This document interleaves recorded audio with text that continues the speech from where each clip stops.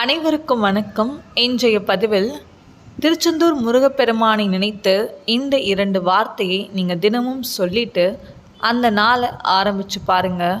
உங்கள் வாழ்க்கையில் இருக்கிற எப்படிப்பட்ட பிரச்சனைகளாக வேணாலும் இருக்கட்டும், கடன் பிரச்சனைகளாக இருக்கட்டும், திருமண வாழ்க்கையில் பிரச்சனை இருந்தாலும் சரி, திருமணம் தடைகளாக இருந்தாலும் சரி, குழந்தை பாக்கியத்தில் பிரச்சனைகள் இருந்தாலும் சரி, இந்த மாதிரி உங்கள் வீட்டில் எந்த விதமான கஷ்டங்கள் இருந்தாலும் அந்த கஷ்டங்கள் அனைத்துமே விரைவில் சரியாகிவிடும். சரிங்க, அதை பற்றின தகவலை தான் நம்ம இப்போ பார்க்க இருக்கிறோம். இப்போ தான் நம்ம சேனலை நீங்கள் ஃபஸ்ட் டைம் வாட்ச் பண்ணுறீங்கன்னா மறக்காமல் சப்ஸ்கிரைப் பண்ணிக்கோங்க. பக்கத்தில் இருக்கிற பெல் ஐக்கனை கிளிக் பண்ணிக்கோங்க. அப்போ தான் நான் போடுற வீடியோஸ் எல்லாமே உங்களுக்கு நோட்டிஃபிகேஷன் வரும். இப்போ வீடியோக்குள்ளே போகலாம்.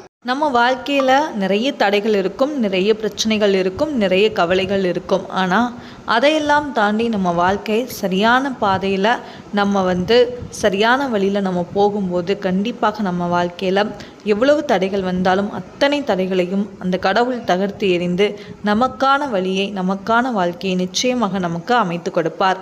அதிலும் முருகப்பெருமான் நம்ம வாழ்க்கையில் இருக்கிற அனைத்து விதமான தடைகளையும் போக்க வல்லவர். நம்மளுடைய எவ்வளோ பெரிய கஷ்டமாக இருந்தாலும் அவரை முழு மனதோடு அவரை நம்ம சரணடைந்தோம் அப்படின்னா கண்டிப்பாக நம்ம வாழ்க்கையில் இருக்கிற எல்லா குறைகளையும் தீர்த்து நமக்கு எல்லா நலத்தையும் வளத்தையும் நிச்சயமாக கொடுத்து அருள் புரிவார்.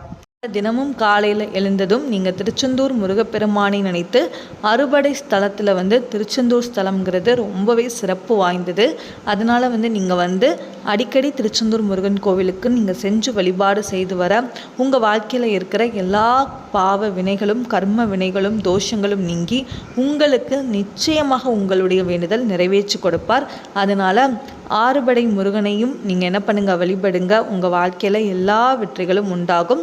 அதிலும் குறிப்பாக திருச்செந்தூர் முருகப்பெருமானை நீங்கள் வீட்டில் இருந்தபடியும் நீங்கள் வணங்கலாம். கோவிலுக்கும் சென்று நீங்கள் அடிக்கடி வணங்கி வாருங்க. உங்கள் வாழ்க்கையில் இருக்கிற எல்லா குறைகளும் நீங்கும். அதனால் தினமும் காலையில் எழுந்ததும் நம்மளுடைய நாளாக அந்த நாளை ஆரம்பிக்கணும். அந்த நாளில் எந்த தடைகள் வராமல் பார்த்துக்கணும். முருகா, என்னுடைய எல்லா கஷ்டங்களும் சீக்கிரமாக நீங்கணும் அப்படின்னு சொல்லி நீங்கள் வழிபாடு செய்து வர கண்டிப்பாக உங்கள் வாழ்க்கையில் அவர் நிச்சயமாக அதிசயத்தை புரிவார். சரிங்க, இப்போது என்ன சொல்லணும் அப்படிங்கிறத பற்றி பார்த்துடலாம்.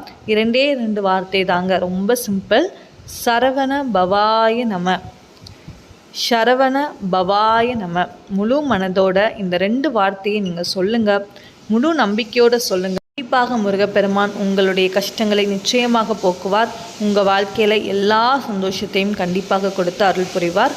அதனால் உங்களுடைய வேண்டுதலும் சீக்கிரமாக நிறைவேறும். அதனால் நீங்கள் என்ன பண்ணுங்கள், தினமும் காலையில் எழுந்ததும் இந்த 2 வார்த்தையை மறக்காமல் சொல்லிவிட்டு அந்த நாளை ஆரம்பித்து பாருங்கள்.